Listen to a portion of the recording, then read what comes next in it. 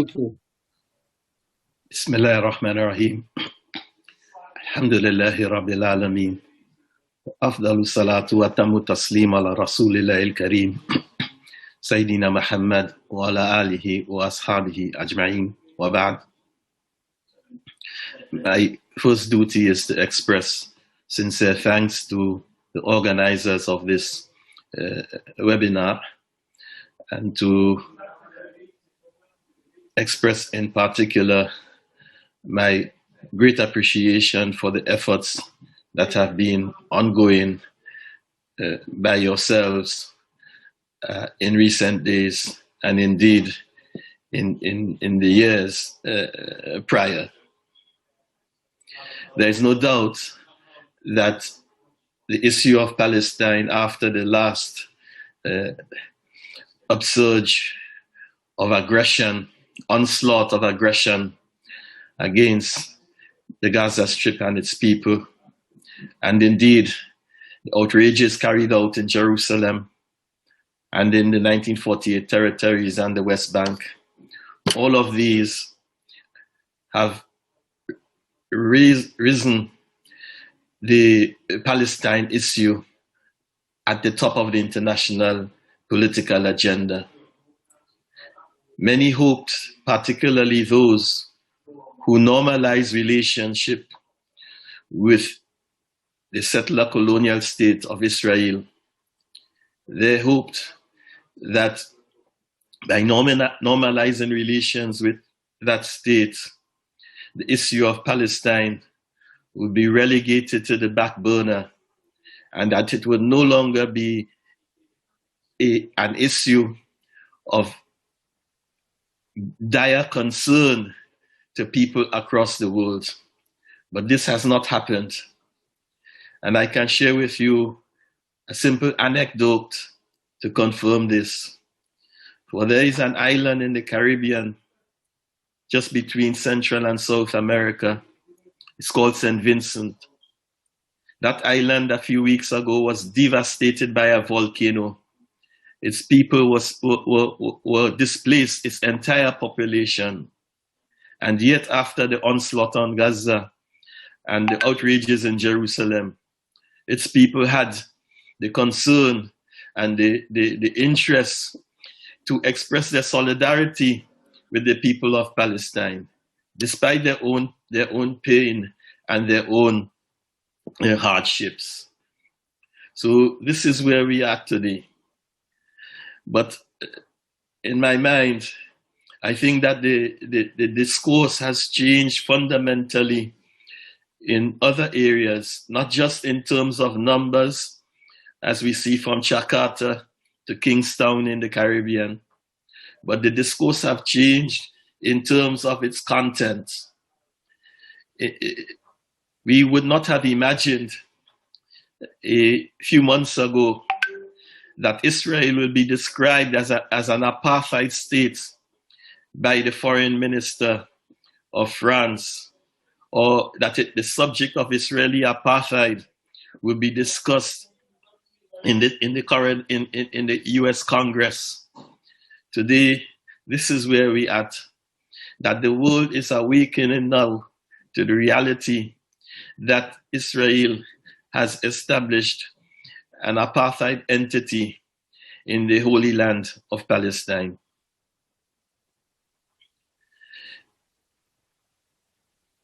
In terms of the other changes that have taken place,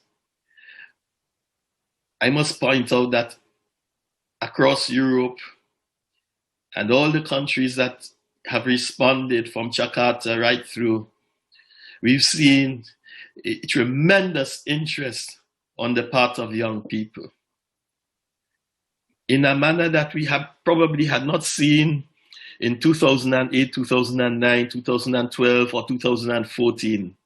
Young people in schools, in universities, in colleges, expressing their outrage by what they have seen in Palestine.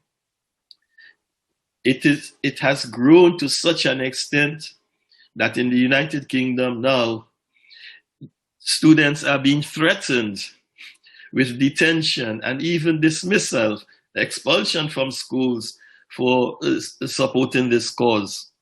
Just to raise the flag of Palestine now is seen as a threat in some schools. Hence the reason one schoolmaster in the city of Leeds had to apologize because he described the Palestinian flag as a symbolic of anti-Semitism and a call to arms. So the discourse is changing. Young people will not be deterred by these threats, you see, because across Europe, there is a realization, you see, that among trade unions, rather, in civil society and in academia, that they cannot no longer give unconditional support to this settler colonial state, that it has to earn the support of people wherever they are. And from a European point of view, this has become palpably clear that Israel, you see, will not enjoy a carte blanche support as it has done in the past. No longer Europeans are looking at Israel through the prism of economic, military, and security cooperation, but they're also looking at it through the prism of human rights and law and morality.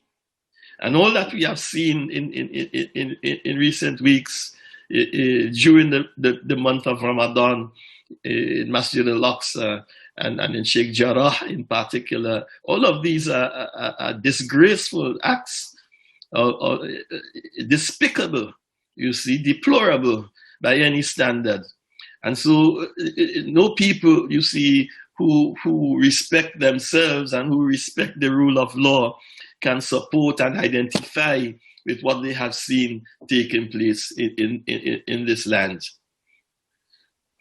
So no longer is this colonial entity seen as an outpost of European civilization. People are disassociating themselves from this, that this does not represent, you see, European civilization as it had claimed to be in the beginning. Let's go back to the origins of this problem. When they came to Palestine, they wanted to be an outpost, a bastion, a symbol of European civilization in a part of the world that they claim were backward. See, today they have betrayed, you know, that very notion of representing Europeans in this part of the world. So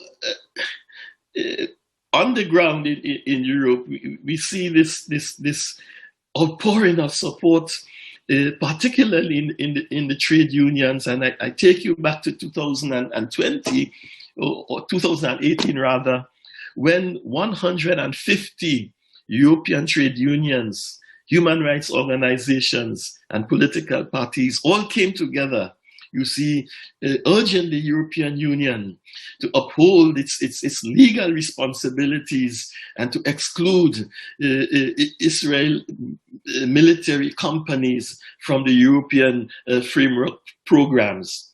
You see, because this was a military that was targeting civilians, used to commit collective punishment against unoccupied people.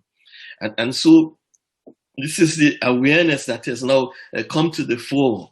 Here in the United Kingdom last year, the Trade Union Congress, the umbrella body of all trade unions, took the stand that adopted a motion that what we've seen in Palestine today is a form of apartheid, that Israel is practicing apartheid. You see, and it should not enjoy free blanket support from the European peoples. Now, that position has developed, and we've seen it manifested in recent weeks, in weekends, the marches, the huge marches we've seen in London, and of course across Europe.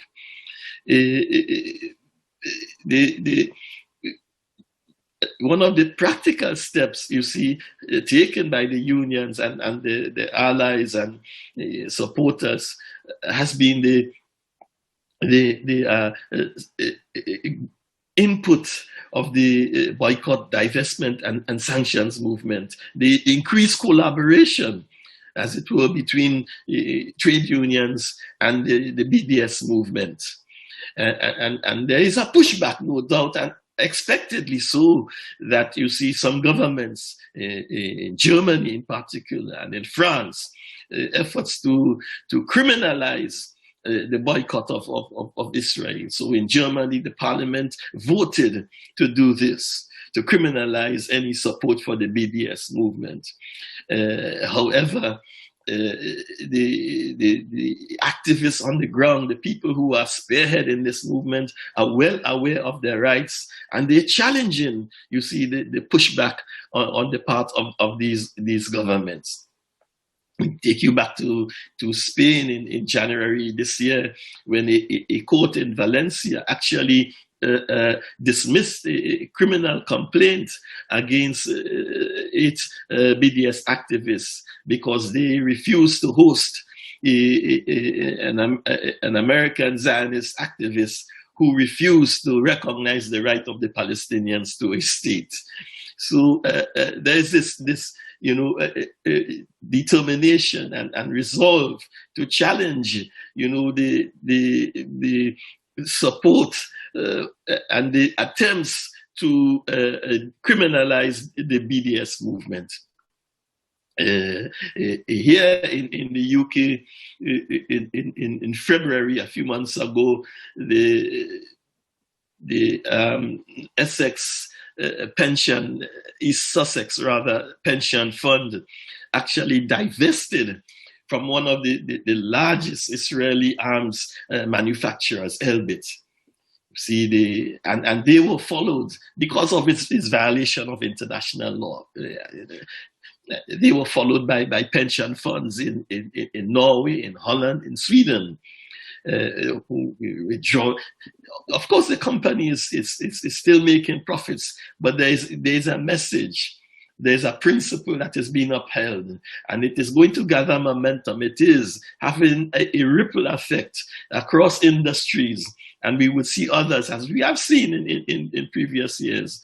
And it's the reason why, the discourse is changing significantly in official circles.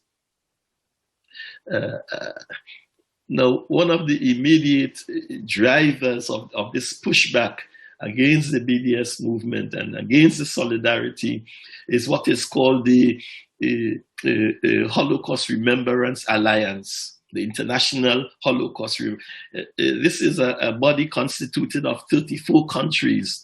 And although their original primary aim or declared aim is to coordinate opposition to Holocaust denial and anti-Semitism, it has really transformed itself into a body that seeks to stifle and to crush and to deny any criticism of Zionism and Israel.